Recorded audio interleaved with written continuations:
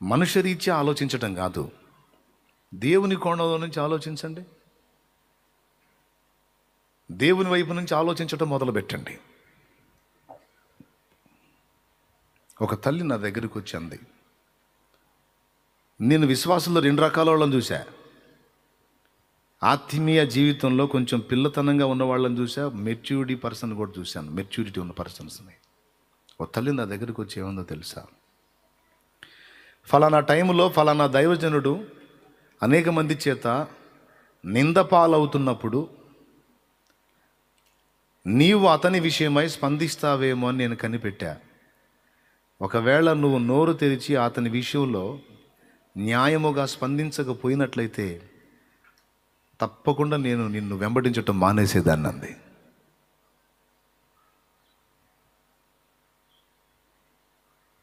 ఏమన్నా అర్థమైందా నేను చెప్పింది? అర్థం కాలేదా? అంటే ఏమర్థమైంది ఆమెకి? ఇతనికి ఒక స్థాయిని ఇచ్చాడు దేవుడు, అనేక మందిని వాడుకొని ఒక మెట్టిచ్చాడు.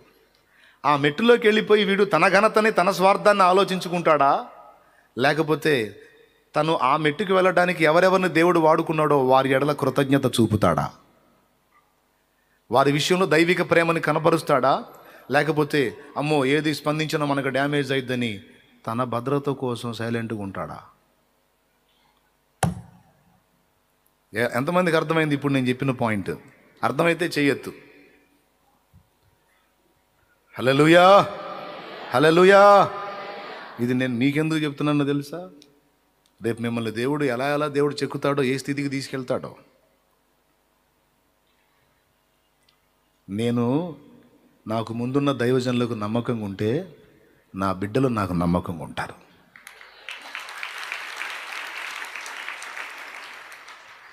ఆ తల్లి ఎంత అద్భుతంగా ఆలోచించి నాతో ధైర్యంగా మాట్లాడింది. మా అమ్మ వయసు ఆ తల్లికి. చక్కగా వచ్చి నా దగ్గరకు వచ్చి కూర్చొని, ఫలానా టైంలో ఫలానా విషయాన్ని గురించి నువ్వేమి మాట్లాడతావని కనిపెట్టా. నువ్వు నోరు తెరవకపోయినట్టయితే, ఆ విషయాన్ని గురించి నువ్వు ప్రస్తావించకపోయినట్టయితే, ఏది అన్నీ సపోర్టివ్గా కాకపోయినా న్యాయంగా కొంతవరకైనా నీ స్పందన అనేది తెలియజేయకపోయినట్లయితే ఖచ్చితంగా నేను నిన్ను వెంబడించటం మానేదాన్ని. ఎందుకంటే అలాగ నువ్వు చేయని ఎడల నీలో నాకు 2 కనపడే, ఒకటి అపనమ్మకత్వం, 2 కృతజ్ఞతాహీనత. Praise the lord. కృతజ్ఞతాహీనత అనేది దేవునికి అసహ్యం. ఓకే, కాబట్టి న్యాయముగా నోరు తెరవటం ఎప్పుడూ తప్పు కాదు. తెరవాలి నోరు న్యాయంగా. మీరు శాలేమన్నా వాళ్ళతో నీకెందుకు, వీళ్ళతో నీకెందుకు, ఎవ్వరికి సపోర్ట్ చేసి మాట్లాడొద్దన్నా, నువ్వు మౌనంగా ఉండు అంటే, అలాగ నేను మౌనంగా ఉండి అలాగ నేను ప్రయాణం చేస్తే ఇంకా ఎవడు నన్ను నిందించడాన్ని మీరు భ్రమపడుతున్నారా? ఎవడు నిందించడు, ఇక నాకే మాటలు రావు, నోటి మాటల నొప్పి నాకు తగలదని మీరు అనుకుంటున్నారా? అది మీ వెర్రితనం. అసలు ఈరోజు యూట్యూబ్లో మీకు కనపడ్డందున నన్ను ప్రశంసించే వాళ్ళ మాటలు మీకు వినబడుతున్నాయి, నిందించే వాళ్ళ మాటలు మీకు వినబడుతున్నాయి. కానీ అసలు యూట్యూబ్లో నేను కనపడకముందు, అసలు ఎక్కడ కనపడకముందు, చిలకలూరుపేటలో సేవ చేసేటప్పుడు 300 మంది సంఘము ఏర్పడ్డ నాట నుండి నిందల పరంపర స్టార్ట్ అయింది ఇక్కడ. అయితే మీ దృష్టికి అవి రాలేదు కాబట్టి మీకు అర్థం కాల. కరోనా 2 సంవత్సరాలు దేవుడు ఒక అద్భుతమైనటువంటి రీతిలో చూపించినందున మీకు శిఖరాగ్రంలో కనపడ్డాను నేను. కానీ 300 మంది సంఘం ఉన్న దగ్గర నుంచి నింద పాలయ్యాను. రకరకాలుగా నిందించి, రకరకాలుగా దుష్ప్రచారాలు చేసి, చర్చీలలో నా మీద ప్రసంగాలు నడిచినాయి. ఊళ్ళల్లో బయటికి బాకాలు కట్టి మరి భయంకరంగా రకరకాల విమర్శలు, రకరకాల నిందలు. ప్రైజ్ ద లార్డ్, హల్లెలూయా. ఇన్నని చెప్పలేను, 1, 2 అయితే నేను చెప్పొచ్చు, కానీ ఇన్నని చెప్పలేను, అన్ని రకాల నిందలు. మొన్న కూడా మీరు కొంతమంది చూసి ఉంటారు. రేకుల షెడ్లో ప్రజెంట్ నేను నివాసం ఉంటున్నాను. దేవుని చిత్తం అయితే దేవుడు బిల్డింగ్ ఇస్తాడు, దేవునికే మహిమ. ఆయన ఇస్తే తీసుకుందాం, ఏమైంది? తిరస్కరించేది ఏం లేదు. ప్రజెంట్ ఒక రేకుల షెడ్లో బ్రతుకుతున్నా. రేకుల షెడ్లో ప్రజెంట్ గాలి వస్తే గడగడ, వాన వస్తే లొడదొడ అన్నట్టుంది పరిస్థితి. ఒకడు ఏదో అది ఫారెన్ గది లాంటి గదిని చూపించి అందులో ఒక బెడ్ చూపించి, ఇది షాలేం రాజు వండుకునే బెడ్ అని అంటున్నాడు. ఇది షాలేం రాజు వండుకునే బెడ్ అంటున్నాడు. నాకున్న సమస్య వాడికి తెలియదు, ఆ దరిద్రేష్కి. నాకు బ్యాక్ పెయిన్ ఉంది, పరుపు మీద పండుకొని నేను నా గదిలోకి వచ్చి నన్ను అడిగితే నేను చూపిద్దును లోపలికి వచ్చి, వారు రారా చూడరా అని. ఇంటినేమో బయట చూపించాడు వాడు, ఇంటిని ఫోటో బయట చూపించాడు, లోపల ఈ బెడ్ మీద పండుకుంటున్నాడని నా బెడ్ అని ఒకటి చూపించాడు. మీలాంటి వాళ్ళు ఎవరన్నా కానుకగా తీసుకొచ్చిందో నేను పండుకోవచ్చు కదా దాని మీద. ఎందుకో తెలుసా? జర్నీ చేసి ఇటు కారులో జర్నీ చేసి, ఇటు వెహికల్ మీద జర్నీ చేసి బ్యాక్ ఈ స్పాండిలైటిస్ సమస్య అంటారు కదా, అట్లాగా ఈ వెనక నొప్పి వస్తుంది. దానికి పరిష్కారం ఏంటంటే, మీలో ఎవరికన్నా ఉన్నా కూడా దానికి లక్షణాలు ఏంటంటే, ఈ చెయ్యి జాలు వస్తుంది, ఈ గోడ జాలు వస్తుంది, కాలు జాలు వస్తుంది. దానికి పరిష్కారం ఏంటి? మందులు మాకులు వాడినా తగ్గదు. తల కింద దిండు తీసేయాలి, కొద్దిగా ఒక తువాల్ లాంటి దాన్ని మడత తీసుకొని తల కింద కొద్ది ఎత్తులో పెట్టుకోవాలి, ఫ్లాట్లో వండుకోవాలి, అంటే చెక్క మీద వండుకోవాలి. అప్పుడు ఇక ఏ మందులతో పని లేకుండా దాదాపు తగ్గిద్ది. ప్రజెంట్ మనం చేస్తుంది అదే పని. వాడు నాకు ఆ బెడ్ చూపి, ఒరే నన్ను నిందించండి రా, మరీ ఇన్ని అబద్ధాలు, నన్ను అవమానం చేయండి రా, నన్ను అవమానపరచండి, అదంతా నా కిరీటానికి కారణం అయింది. మరి పచ్చి అబద్ధాలు, అరే రే ఎంత దారుణం, ఎంత దుర్మార్గం. అంటే ఎంత కక్ష, నిష్కారణమైన ద్వేషం, నిర్హేతుకమైన ద్వేషం. ఇప్పుడు వాళ్ళు నిందిస్తున్నప్పుడు నేను అడ్డు తగిలాను, అది వైరల్ అవుతుంది కదా. నేను అన్న మాటని సంఘం అంతా తీసుకుంటుంది కదా, తీసుకుని వాళ్ళు చేస్తున్న నిజంగా తప్పే అన్న కూడా చెప్పాడు అని రివర్స్ అవుతారు కదా. అందుకని నన్ను దోషిగా చిత్రీకరించి, నన్ను తేడాగా చిత్రీకరించి చాలామంది హృదయాల్లో నాకున్న గౌరవ అభిప్రాయాన్ని చిట్లో కొట్టాలని అబద్ధాలు. మరి నాకు నవ్వొచ్చిన విషయం అది. అలాంటి బెడ్ మీద, ఇలాంటి దాని మీద వండుకుంటున్నాడండి. ఎందుకు? కార్లు బహుమానాలంట. ఒక మాట బలిగితే కార్లు వచ్చేస్తాయంట. అందుకే డొక్కు వేసుకొని తిరుగుతున్నా. మొన్న ఆ వింగర్లో రేపల్లి దగ్గర లంకవాని దెబ్బెళ్ళు వస్తున్నా, కరెక్ట్గా నారా కోడూరు దగ్గర రాగానే పంచర్ పడింది. ఇప్పుడు దరిద్రాల్లోకెల్లా పెద్ద దరిద్రం ఏంటంటే, పంచర్ సామాను కూడా కారులో లేకపోవటం. అంటే రెంచీలు 12:30 అయింది మధ్యరాత్రి. అప్పుడు ఆ బండి దిగేంది కారు కాదు, అది వింగర్, వ్యాన్ టైపు. హలో, స్తోత్రం. అందరు లైన్లో ఉన్నారా? ముందు బండోడు పోయాడు, ముందు కారోడు. ఆ కారోడికి ఫోన్ చేసి రాయ్యా అని పిలిచాం. ఆయన ఎంత దూరం పోయాడో ఆయన రావాలా. ఈలోపు మా డ్రైవర్ ఏం చేస్తున్నాడు? వచ్చే బండి నల్లా ఆపుతున్నాడు. అందులో నేను ఒకడిని, ఎస్తేరు, ఇంకా కొంతమంది స్త్రీలు. మధ్యరాత్రి 12:30. నారా కోడూరు కాబట్టి సరిపోయింది. ఆ ఊరు ఈ ఊరు కాకుండా మధ్యలో అయితే కదా. ఒక్క మాట చెబితే కార్లు అంట, కార్లు. షాలేం రాజు ఎవడురా తెచ్చిచ్చింది?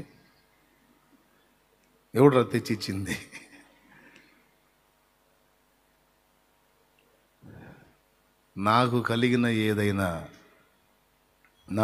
ఏదైనా హైపైగా వెళ్ళడానికి ఇష్టపడను, మనసు ఒప్పదు.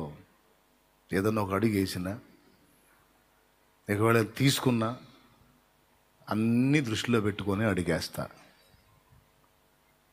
ఎందుకంటే ఏ పనైనా చేసే పని నా బిడ్డల కష్టార్జితం అన్న సంగతి నాకు తెలుసు.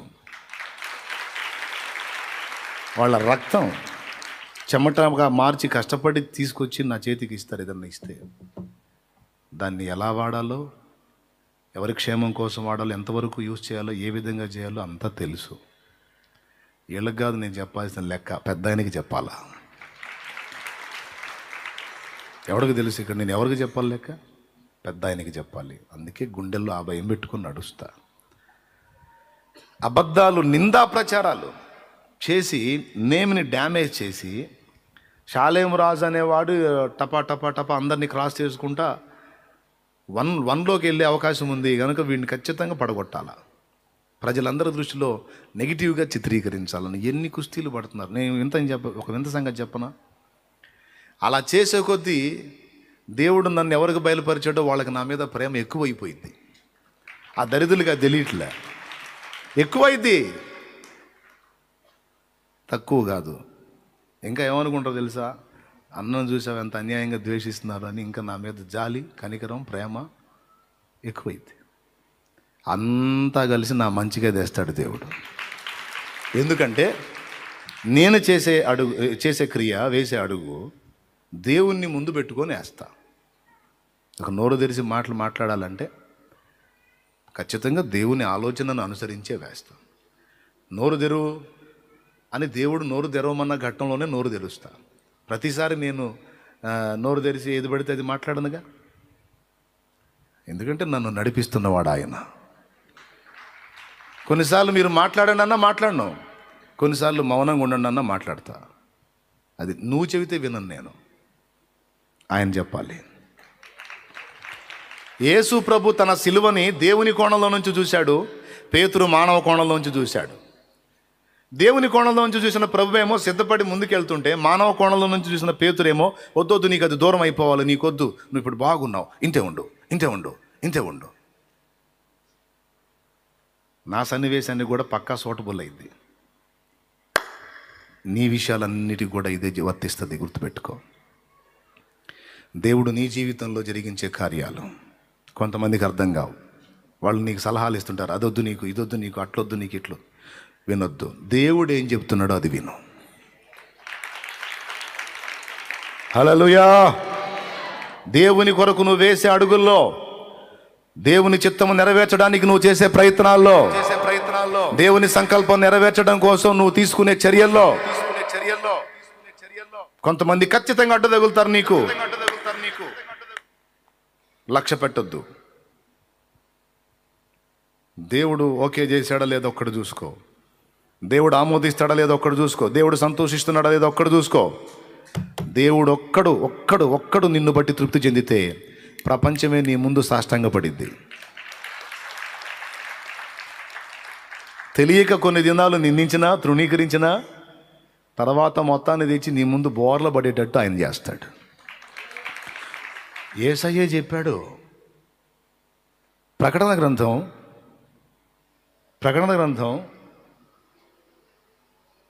అదేదో అధ్యాయం, అదేదో వచనం. తాము యూదులు కాకయే యూదులమని చెప్పుకొను సాతాను సమాజపు వారిని తీసుకొచ్చి 3వ అధ్యాయం 9వ వచనం, నీ పాదముల యొద్ద పడవేస్తాను. 3వ అధ్యాయం అంట, 9వ వచనం అంట. చూడు 8వ వచనం, నీ క్రియలను నేను ఎరుగుదును. ఇంకొంచెం పైకి చదివితే 7వ వచనం నుంచి, ఫిలదెల్ఫిలో ఉన్న సంఘపు దూతకు ఇలాగు వ్రాయుము, దావీదు తాళపు చెవి కలిగి ఎవడునూ వేయలేకుండా తీయువాడును, ఎవడునూ తీయలేకుండా వేయువాడునైనా సత్యస్వరూపియకు పరిశుద్ధుడు చెప్పు సంగతులేవనగా, నీ క్రియలను నేను ఎరుగుదును. నీకున్న శక్తి కొంచెమై ఉండినను నీవు నా వాక్యము గైకొని నా నామము ఎరుగననలేదు. ఇదిగో తలుపుని ఎదుట తీసి ఉంచి ఉన్నాను, దానిని ఎవడునూ వేయనేరడు. యూదులు కాకయే తాము యూదులమని అబద్ధమాడు సాతాను సమాజపు వారిని రప్పించెదను. వారు వచ్చి నీ పాదముల ఎదుట పడి నమస్కారము చేసి, ఇదిగో నేను నిన్ను ప్రేమించితినని తెలుసుకున్నట్లు చేసేదను. అద్దుగో ఏం వాగ్దానం అది? తాము భక్తిహీనులు, కానీ తాము భక్తులు అని చెప్పుకుంటున్నారు. సంఘాన్ని నాశనం చేసేవాళ్ళు, సంఘాన్ని ఉద్ధరించడానికి పుట్టామని చెప్పుకుంటున్నారు. అచ్చంగా ఇదే పని మాకని చెప్పుకుంటున్నారు. వాస్తవానికి అది సాతాను సమాజం. వీళ్ళందరినీ రేపు నీ పాదాల దగ్గరికి వచ్చి సాష్టాంగపడి సాగిలు పడేటట్టు నమస్కారం చేసేటట్టు చేస్తానని దేవుడు మాట్లాడుతాడు. ఎవరితో? ఓర్పు విషయమే నా వాక్యము గైకొని నా నామము ఎరుగనం లేదు, నా గురించి ఆలోచించావు, నా చిత్తము నా సంకల్పం నెరవేర్చడానికి సమస్తాన్ని కోల్పోవడానికి ఇష్టపడ్డావు, నువ్వు నాకు నచ్చావు, మొత్తాన్ని నీ కాళ్ళ ముందు పడేస్తానని దేవుడు అంటున్నాడు. ఇప్పుడు చెప్పండి, మనుషులా దేవుడా? పెద్దగా చెప్పాలి. ఎవరి మాట? నేను అది తీసుకుంటా. కాబట్టి కొద్దిపాటి ఆలోచనలతో, చిన్న చిన్న తలకాయలతో, చిన్న చిన్న బ్రెయిన్లతో నన్ను అర్థం చేసుకోవడానికి ట్రై చేయొద్దు. ఒక్క మాట లాస్ట్గా చెప్తున్నా వినండి. ఎవరికైనా ఒక భక్తుడు అర్థమయ్యాడంటే ముందు అతను దేవుణ్ణి కలుసుకొని ఉంటాడు. దేవుణ్ణి నువ్వు కలుసుకున్నప్పుడు వెంటనే దేవుడు అర్థమైపోడు, భక్తుడు అర్థమవుతాడు. కొంత దేవుణ్ణి కలుసుకున్నోడికి దేవుడు అర్థం కాడు, భక్తుడు అసలు అర్థం కాడు. భక్తుడు అర్థం కావాలంటేనే ముందు దేవుణ్ణి కలుసుకోవాలి పోయి, అప్పుడు భక్తులు అర్థమవుతారు. ఏం చెప్తున్నాను? నువ్వు వెళ్ళి దేవుణ్ణి కలుసుకుంటే తాను ఏర్పరచుకున్న భక్తులు ఎప్పుడు ఎక్కడ ఎలా స్పందిస్తున్నారో, ఎందుకు అలా స్పందిస్తున్నారో నువ్వు దేవుణ్ణి కలుసుకుంటే అర్థమైద్ది. యేసయ్య అర్థం కాల, ఒకసారి అర్థమయ్యాడు, ఒకసారి అర్థం కాల. పేతురికి అర్థం కాక తానే అడ్డొచ్చాడు, సహకరించాల్సిన వాడు అడ్డొచ్చాడు. ఎందుకు తెలుసా? నా తండ్రి నీకు బయలుపరిచాడు అని వాగ్దానాలు ఇచ్చాడు కదా పేతురికి. అంటే ఏం చెబుతున్నాడు తెలుసా? నువ్వు ఇంకా తండ్రిని కలుసుకో, ఇంకా చాలా సంగతులు నీకు బయలుపరుస్తాడు నా గురించి. ఇంకా కలుసుకో తండ్రిని, నేను వేసే ప్రతి అడుగు నీకు అర్థమైపోయింది సీమోను అని రూట్ చూపించాడు. కానీ అది చేయలే. ఎప్పటిదాకా చేయలేదు తెలుసా? శిలువలో ప్రాణం పెట్టిన దాకా. ఆ తర్వాత కూడా కొంతకాలం చేయలే. తర్వాత యేసు ప్రభు కనిపించి 40 దినాల్లో వాళ్ళకి అనేక సంగతులు బోధించి పరిశుద్ధాత్మ అభిషేకం కోసం కాచుకొని ఉండమన్నప్పుడు వెళ్ళి కాచుకొని ఆత్మ అభిషేకం పొందాడు చూడు. వెళ్ళి దేవుణ్ణి కలుసుకున్నాడు చూడు, ఏకాంతంగా అందరితో కలిసి ప్రార్థనలో. అప్పుడు అర్థం అవటం మొదలుపెట్టింది దేవుని చిత్తం. యేసయ్య అప్పుడు అర్థం అవటం మొదలుపెట్టాడు. యేసు అర్థం కావాలంటే పేతురు ఎవరిని కలుసుకోవాలా? మీరందరూ చెప్పండి. తనతో తిరుగుతున్న ఆ రక్షకుడు, ఆ ప్రభు అర్థం కావాలంటే పేతురు ఎవరిని కలుసుకోవాలి? రైట్, తండ్రిని కలుసుకోవాలి. అప్పుడు బయలుపరుస్తాడు. అలాగే ఇప్పుడున్న భక్తులు అర్థం కావాలంటే ఎవరిని కలుసుకోవాలి? పోయి ఖచ్చితంగా ప్రభువునే కలుసుకోవాలి. ఏందయ్యా వాళ్ళు రకరకాలుగా ప్రవర్తిస్తున్నారు, ఏంటి ప్రభువా అంటే నీకు అవగాహన కల్పిస్తాడు. లేకపోతే భక్తులు అర్థం కారు. భక్తులు అర్థం కానప్పుడు వాళ్ళని ఎలా అనుసరించగలవు నువ్వు? అందుకే ప్రభు అర్థం కావాలన్నా, ఆయన ఏర్పరచుకున్న భక్తులు అర్థం కావాలన్నా నువ్వు ఆయనకు దగ్గరలోకి వెళ్తే వాళ్ళు ఎప్పుడు ఎందుకు ఎలా చేస్తున్నారో నీకు అర్థమైంది. లేకపోతే పొరపాటును కూడా అర్థం కాదు. మోషే అర్థం కావాలంటే నువ్వు ఒక యెహోషువై ఉండాలి. ఏలియా అర్థం కావాలంటే నువ్వు ఒక ఎలీషావై ఉండాలి. నువ్వు ఒక గేహజీవై ఉంటే ఏలియా అర్థం కాడు. ఎలీషావై ఉంటేనే ఏలియా అర్థం అవుతాడు. విచిత్రం చెప్పనా? ఏలియా దేవునితో నడుస్తున్నాడు, ఎలీషా కూడా దేవునితో పరిచయం కలిగి ఉన్నాడు. ప్రవక్తల శిష్యులు వచ్చి, ఈరోజు మీ అయ్యగారిని దేవుడు ఆరోహణం చేస్తున్నాడు తెలుసా? నాకు తెలుసు, మీరు నోరు మూసుకోండి అన్నాడు. ఎట్లా తెలుసు ఎలీషా నీకు? మా గురువు గారిని చూసి నేర్చుకున్నా. ఆయన ఎలాగ దేవుణ్ణి కలుసుకుంటున్నాడో నేను కూడా పోయి దేవుణ్ణి కలుసుకుంటున్నాను. ఏ రోజు ఏలియా ఏం చేయబోతున్నాడో మొత్తం నా ప్రభు నాకు చెబుతున్నాడు. హల్లెలూయా.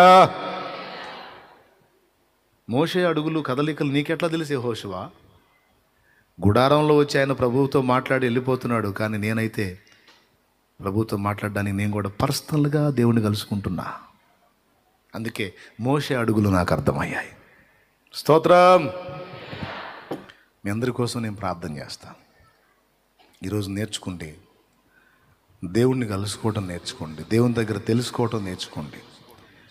షాలేంరాజు అన్నైనా, దైవజనులు ఎవరైనా, దేవుడు ఏర్పరచుకున్న పాత్రలు, నీకు దేవుడు బయలుపరిచిన పాత్రలు కొన్ని ఉన్నాయి. ఆ పాత్రల విషయంలో తొందరపడి పిచ్చి ఆలోచనలు చేయవాకు.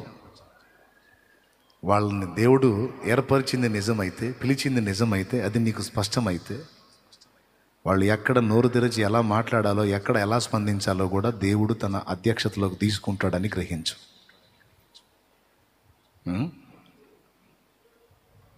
బలిపీఠం మీద నిలబడి వాక్యం చెబుతాను అనుకో, ఒక్కొక్కళ్ళు ప్రసంగాన్ని విమర్శించే వాళ్ళు ఉంటారు, ప్రత్యక్షత కలిగినోడేమో మ్యాటర్ అర్థం చేసుకోగలుగుతాడు. నన్నే కాదు, ప్రతి దైవజనుడిని ఇష్టపడేవాళ్ళు కొంతమంది ఉంటారు, విమర్శించేవాళ్ళు కొంతమంది ఉంటారు. ఈరోజు ఈ వాక్యం ఇలా చెబితే బాగుంటుంది, ఈ వాక్యం చెబితే బాగుంటుంది, ఇది అలా చెబితే బాగుంటుంది, ఇది ఇలా చెబితే బాగుంటుందని కొంతమంది అనుకుంటూ ఉంటారు. నేను కూడా అనుకుంటా, దైవజనులు అందరూ కూడా రకరకాలుగా అనుకుంటారు. కానీ ఇక్కడికి వచ్చేటప్పటికి ఏది మాట్లాడాలో ఏది మాట్లాడకూడదో మొత్తం ఆయన వశంలోకి తీసుకుంటాడు. ఎవరి వశంలో తీసుకుంటాడు? ఆయన వశంలో తీసుకుంటాడు. చాలా వరకు మెయిన్ లీడ్ అంతా దేవుడే తీసుకుంటాడు. అప్పుడు ఒక ఉపదేశం దగ్గరికి వచ్చి నువ్వు విన్నప్పుడు, విన్న సంగతుల విషయంలో దేవుడు నీకేం నేర్పుతున్నాడు అన్న పాయింట్ని తీసుకోవాలి. అంతేగాని ఉపదేశానికి మార్కులు వేయటం కానీ, ఉపదేశాన్ని విమర్శించడం కానీ, వ్యతిరేకంగా మాట్లాడటం అనే సోది పని చేయకూడదు. ఇట్లాంటి వాళ్ళని కూడా కొంతమందిని గమనించాను నేను పబ్లిక్లో. దేవుని కృపను బట్టి మీరెవరో కాదు, కొంతమంది వ్యతిరేక మనసుతో కూడా వినేవాళ్ళు ఉంటారు. అట్లాగా దైవజనుడి నడవడి అయినా, ఉపదేశమైనా, ప్రతిదీ ఆయన ఎందుకు అట్లా చేస్తున్నాడు. చాలామంది అన్నారు నాతో, నా తమ్ముళ్ళు నాతో కూడా ఉండేవాళ్ళు చాలామంది ఒక మాట అంటారు, ఏదైనా ఒక పని నేను మొదలుపెట్టినప్పుడు పిచ్చి పనిలాగా కనపడిద్ది, కానీ అదంతా దేవుడు పరిపూర్ణం చేసిన తర్వాత అది ఎంత శ్రేష్టమైందో, ఎంత ముఖ్యమైందో అర్థమైంది. చాలాసార్లు అనుకున్నామన్నా, మీరు ఇలా చేయకపోతే బాగుండు, ఇలా అనకపోతే బాగుండు, ఈ పని ఇట్లా చేయకపోతే బాగుండు అని అనుకున్నాం. కానీ తర్వాత ఫైనల్లోకి వచ్చిన తర్వాత ఎంత పొరపాటు పడ్డామో అర్థమైంది. నా ముందు వచ్చి ఒప్పుకొని పోయిన వాళ్ళు ఉన్నారు, క్షమించమని అడిగిన వాళ్ళు ఉన్నారు, అర్థం చేసుకోక. కాబట్టి నేను ఎప్పుడు కదిల్లా దేవుణ్ణి ముందు పెట్టుకొని ఆయన ఆలోచనలను అనుసరించి అడుగేయటానికి ఇష్టపడతా, కానీ మీ ఆలోచనలను అనుసరించి అడుగేయటానికి ఇష్టపడను. ఎందుకంటే నన్ను ఏర్పరచుకుంది మీరు కాదు, దేవుడు.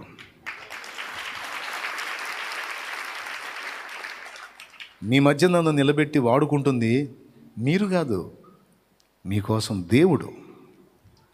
ఇంతమందిని, మిమ్మల్ని ప్రత్యక్షంగాను పరోక్షంగాను ఎంతోమందిని నాకు అప్పచెప్పింది మనుషులు కాదు, దేవుడు. కాబట్టి నేనే తీర్మానం చేసుకున్నానో మీరు కూడా సమస్త విషయాలు అదే తీర్మానం చేసుకోండి. ఇదే ఉపదేశం. ఒకటే, ఏ అడుగు వేసినా దేవుని సంతోషం, ఏ పని చేసినా దైవ చిత్తం, ఏది చేసినా దేవునికి లాభం చేకూర్చేటట్టు, దేవుని చిత్తం నెరవేర్చడానికి, దేవుని స్వరాన్ని గుర్తించి అడుగులు వేయడానికి నిర్ణయం తీసుకున్న తర్వాత దానికి భిన్నంగా 1,000,000 గొంతులు ఏకమై మొత్తుకున్నా లెక్క చేయొద్దు. దేవుడే మనకు ప్రధానం, దేవుడే మనకు ముఖ్యం, దేవుడే మనకు ఆధారం. దేవుణ్ణి వదిలేయని కొంతమంది సలహా చెప్తారు, నీకు వదిలేస్తావా? నువ్వు దేవునితో నడవటం, దేవుని చిత్తం చేయటం, దేవుని కొరకు మండటం దేవుని చిత్తం. కొంతమంది నీకు మంచిగా వచ్చి చెబుతారు, మన కులం ఏంది, మన వ్యవహారం ఏంది, నీ ఇల్లు సంసారం ఏందమ్మా, నువ్వు పోయి వాళ్ళల్లో కూర్చోవటం, నువ్వు అసలు ఏమి యేసు ప్రభు, కాపురాన్ని కూల్చుకునేటట్టు ఉన్నావు కదా అమ్మాయి, నువ్వా మా అమ్మ కదమ్మా, మా తల్లి కదూ, నువ్వు కాపురం కూల్చుకుంటే చూస్తా ఊరుకోలేనమ్మా. చూడు, అమ్మకెంత మమతో, అమ్మకెంత ఆరాటమో చూడు. కూతురు కాపురం పోయిద్దని భర్త ఊడుకోడు. నువ్వు చర్చికి పోతే నీ భర్త మళ్ళీ నిన్ను వదిలేస్తాడమ్మా. మాంసం తింటున్నావు, నీ ఎముకలు మెడలో వేసుకుంటావా? ఇంట్లో చేసుకోమ్మా. మమ్మ కదూ, వద్దమ్మా మమ్మల్ని. ఇగో నన్ను ఏడిపించడం నీకు ఇష్టమటే? నువ్వు నీ భర్త నీ పిల్లలు సుఖంగా ఉంటే సంతోషించి ఏదో ముసలితనంలో సర్దాం అనుకుంటున్నానమ్మా. కాపురం కూల్చుకోవాక, మెల్లవాకమ్మా, చర్చి వద్దమ్మా. ఇట్లాంటి క్లాసులన్నీ మెమ్మ ఇచ్చింది అనుకో. ఇప్పుడు నేను ఏం చెబుతా? అమ్మటి అమ్మని కౌగిలించుకొని అమ్మా అమ్మా నా మీద నీకెంత ప్రేమ ఉందో నాకు అర్థమైంది. ఇక నుంచి పానులేమ్మా అంటావా? మరేమంటావు? పేతురుతో ఏమన్నాడు?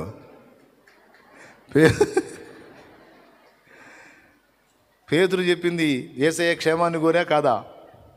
మరి ఆ మాట అన్న పేతురుని ఏమన్నాడు? అమ్మ ఏమంది?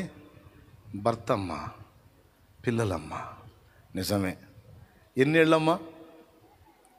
ఎన్నేళ్ళు? ఒక 40 ఏళ్ళు. తర్వాత అగ్నిగుండంలో పోతే ఏంటి మావిడిని తీసుకెళ్తారేంది? ఎవరనుకున్నా మావిడ పంపించా అని వస్తాడా? రాకపోగా నువ్వు పాతాళంలో పోతే నీతో పాటు ఆయన కూడా వచ్చి నాకు అంటాడు, బుద్ధి తక్కువ దానా, నాకంటే తెలియదు అనుకో. నీ మైండ్ ఏం పోయింది? నువ్వన్నా పోయి సావచ్చుగా. మా అమ్మ చెప్పిందండి, నువ్వు బాధపడతావు, వదిలేస్తావు, అందుకని యేసు ప్రభునే వదిలేయమందండి. అందుకని మీకోసం ప్రభుని కూడా వదిలేసా. ఇక ఉన్నంత వరకు తిట్టుకుంటూనే ఉంటారు అక్కడ. ఇప్పుడేం చేయాలా? అమ్మ తన ప్రేమను బట్టి చెప్పింది మంచి మాటే అయినా తనకు తెలియకుండా నీ ఆత్మను నరకానికి రెడీ చేస్తుంది. తను నీకు మంచి సలహా చెప్తున్నట్టుగానే నీ ఆత్మ నశించిపోవడానికి ప్రోత్సహిస్తుంది. కాబట్టి ఇది డేంజర్. అక్కడ నువ్వు వివేచించుకొని అమ్మ చెప్పిన ఈ మాట నేను తీసుకోవాలా, ఈ విషయంలో దేవుని మాట తీసుకోవాలా? దేవుని మాట ఏం చెబుతుంది? నన్ను విసర్జించొద్దు, నన్ను విడవద్దు, నన్ను హత్తుకొనున్నంత వరకు నీకు భద్రత. ఒక మనిషిని సంతోషపెట్టేట కొరకు నన్ను ప్రక్కన పెడితే నువ్వు దెబ్బతింటావు. దేవుని మాట. ఇప్పుడు ఏ మాటను పట్టుకుంటావు? ఆయన మాటే. హల్లెలూయా, హల్లెలూయా. ఆయన మాటే. కోటి గొంతులు ఏకమై నువ్వు నెరవేర్చే దైవ చిత్తానికి అడ్డొస్తే ఆ కోటి స్వరాలను అడ్డగించు, ఒక్క దేవుని స్వరానికే లోబడు. నీకు సలహా చెప్పేవాళ్ళు ఏ విధంగా చెప్తున్నారు? వాళ్ళు మనుష్య సంబంధంగా ఆలోచించి చెప్తున్నారా, దైవికంగా చెప్తున్నారా కూడా వివేచించు. అలా వివేచించకపోతే ఖచ్చితంగా దెబ్బతినే అవకాశం ఉంది. నన్నే ఎఫెక్ట్ చేయబోయారు. ఎందుకు అంటే దేవుడు నీకు ఒక మంచి పొజిషన్ ఇచ్చాడు. నువ్వు ఏది పడితే అది మాట్లాడి అనవసరంగా సమస్య తెచ్చుకోవద్దు, నీ విలువను కోల్పోవద్దు. నీకు ఒక రేంజ్ ఇచ్చాడు దేవుడు. అంటే ఏంటి? ఒక్క మాట చెబుతా. ఎంతవరకు ఉంటుందండి మనుషులు ఇచ్చే ఘనత? నాకు మనుషులు ఇచ్చే రేంజ్ ఎంతవరకు ఉంటుంది నాకు చెప్పు. ఏసన్ గారు ఉన్నాడు, ఒక వెలిగాడు. ఆయన ఇప్పుడు ఉన్నాడా? భూమి మీద ఉన్నాడా? నేనెంతకాలం? మనుషులు నాకు పెట్టే కిరీటం ఎంతకాలం? అందరూ మంచి అంటే నువ్వు మంచి అంటావు, అందరూ తేడా అంటే అందరితో పాటు నన్ను నువ్వు కూడా దెబ్బలో కొట్టేస్తావు. నీ ఘనత, నీ గుర్తింపు, నీ గౌరవం, నీ భజన నాకెంతకాలం? నాకు దేవుడు కావాలి. ప్రారంభం నుంచి ఏసై స్వరం తీసుకొని ఏసై మాటతో నడిపించబట్టాగమ్మా ఇంతకాలం ఇక్కడ దాకా వచ్చాను. ఇక్కడ వచ్చి మళ్ళీ ఏసై మాట పక్కన పెట్టి మీ స్వరం వింటే అడిగిపోతానమ్మా. మళ్ళీ దేవునికి భయపడి దేవునికి లోబడిన సౌలేమో రాజయ్యి రాజు అయిన తర్వాత మళ్ళీ మనుషుల స్వరానికి విని భయపడటం మొదలుపెట్టినాక రాజ్యాన్ని కోల్పోయి భ్రష్టుడయ్యాడు. దయచేసి అట్లాంటి పిచ్చి సలహాలు ఎప్పుడు ఇవ్వద్దు. ప్రార్థన చేయండి. అన్న ఒక పని చేశాడు అంటే అందులో మనకు అర్థం కానిది ఏదో ఉంది. అన్న ఏదన్నా ఒక మాట రిలీజ్ చేశాడంటే మనకు అర్థం కాని సంగతి. నీకు అర్థం కాకపోతే ఏదో రహస్యం ఉందని గ్రహించంతే. చాలా ఏమన్నా అనవసరంగా తెక్కల పని చేశాడు, పిచ్చి పని చేశాడు అని పిచ్చోళ్ళు మాట్లాడినట్టు మాట్లాడొద్దు ఎవరైనా. ఎందుకు ఈ మాట ఎత్తి మాట్లాడానంటే వివేచించా కొంతమంది హృదయాలలో ఉన్న సంగతిని. ఇట్లా చేయకపోతే బాగుండు అని కొంతమంది బయటికి పడరు, లోపల లోపల. నిజం చెప్పండి కనీసం 1-2 సార్లు అనిపించిందా లేదా? ఊరుకున్నాను.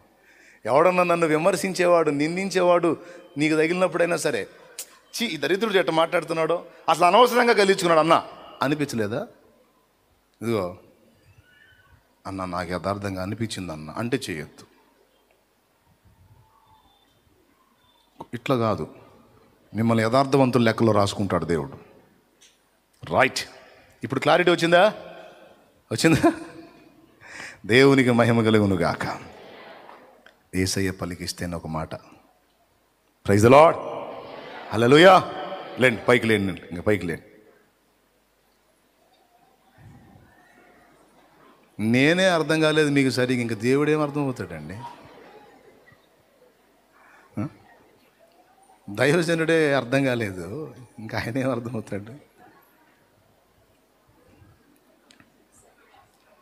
ప్రభు అర్థం కావాలన్నా, ఆయన ఏర్పరచుకున్న పాత్ర చర్యలు అర్థం కావాలన్నా ముందు ఆయన కలుసుకున్న అనుభవం ఉండాలి. ఆయన్ని కలుసుకున్న వాళ్ళకే నేను ఏం చేశానో అర్థమైద్ది. నా చర్యల్లో ఉన్న న్యాయం, నా ప్రవర్తనలో ఉన్న విషయం వాళ్ళకి అర్థమైద్ది, మిగిలిన వాళ్ళకి అర్థం కాదు. ఎప్పుడైనా ఇప్పుడే కాదు, ఎప్పుడు ఎప్పుడు ఎప్పుడు మర్చిపోవద్దు. ఎన్నడో నశించిపోయే నన్ను పిలిచింది నా ప్రభు. నా ప్రభు నన్ను దర్శించకపోతే, చేతులు చాపి నన్ను పిలిచి నా ఎదురుకు వచ్చి నన్ను రక్షించకపోతే ఈరోజు సజీవుల లెక్కలో కూడా ఉండకపోదును. ఒక అసహ్యమైన జీవితం, హేయమైన జీవితంలో నుంచి నన్ను వెలుపలికి తీసుకొచ్చి, శాపంలో నుండి ఆశీర్వాదంలోకి నన్ను నడిపించి, నా జీవితంలో నేను ఫేస్ చేసిన ఛాలెంజ్లు అన్నీ నా పక్షంగా నెరవేర్చి, ఒక చంటి పాపను చంకన పెట్టుకొని నడిపించిన కన్న తల్లి వలె, మాతృమూర్తి వలె నన్ను నడిపించిన నా బంగారు యేసయ్య. ఆయన సంతోషాన్ని వెతకాలని ఆరాటపడుతున్నా. ఆయన ఒక్కడు మెచ్చుకుంటే చాలని తపన పడుతున్నా. ఇక మనుషులు ఇచ్చే ఘనత అది ఎంతటిదైనా, వారి మనుష్య సంబంధమైన ప్రేమ మనుష్య సంబంధంగానే ఆలోచిస్తుందని దాన్ని లక్ష్య పెట్టట్లేదు. దేవుని ప్రేమ, దేవుని మంచితనం, దేవుని నడిపింపు, దేవుని సహాయం నాకు కావాలి. నీకు కూడా అంతే. ఈరోజు తీర్మానం చేయి. ప్రభువుని సంతోషపెట్టే విధమైన జీవితం కలిగి ఉండటానికి తీర్మానం చేయి. నీ జీవితంలో ప్రధానం ప్రభువే, ముఖ్యం ఆయనే, మెయిన్ ఆయనే. ఆయన సంతోషం కోసం, ఆయన చిత్తం నెరవేర్చడం కోసం నడుం కట్టాలి. చార్లెస్ జీ ఫిన్నీ దేవుని కొరకు మండి అనేక మందిని ప్రభావితం చేసినట్లు నీవు కూడా దేవుని కొరకు మండాలి. ప్రార్థన అనుభవంలో ఎదగాలి. దేవుణ్ణి పదే పదే నువ్వు కలుసుకోవాలి. దేవుడు నువ్వు కలుసుకునే సమయం, స్థలం ఒకటి ఉండాలి.